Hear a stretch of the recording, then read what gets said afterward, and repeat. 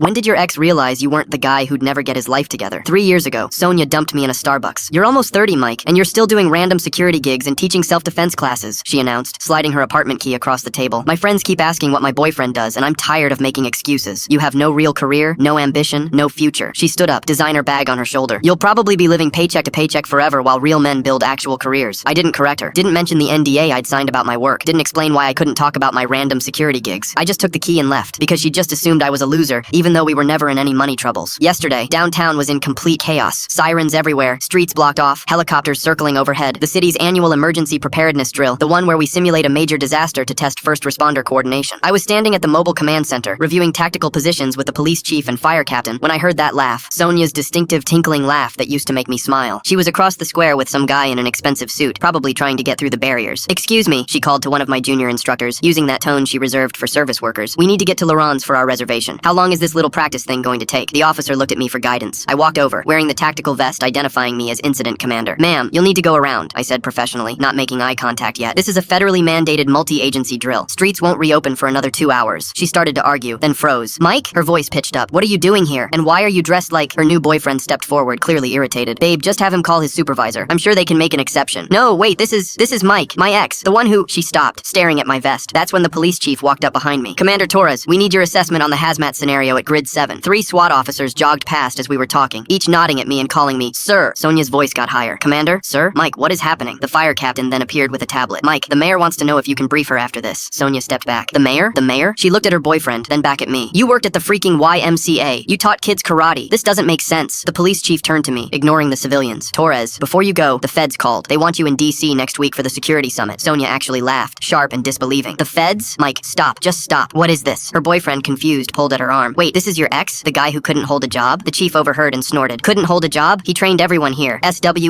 paramedics, firefighters." Sonia shook her head frantically. No. He taught beginner self-defense, kids classes. I saw the flyers." A young EMT ran up, saluting. "Commander Torres, Grid 4 is ready for your evaluation." Sonia's boyfriend was pulling up something on his phone. His face changed. "Look, babe. Embassy bombing, 17 people saved, Bronze Star." Sonia snatched the phone and her face drained of color. "This can't be. You never said anything. You let me think." "I had a security clearance," I said quietly. "I couldn't talk about it." "That's impossible." Her voice cracked. "You could have said something." "I did, Sonia. I told you that my work was difficult, but I would never let you struggle. You were the one who just called me a loser and walked away." As she stood there, rethinking her own life, I simply stepped away to reevaluate the next scenario for the drill.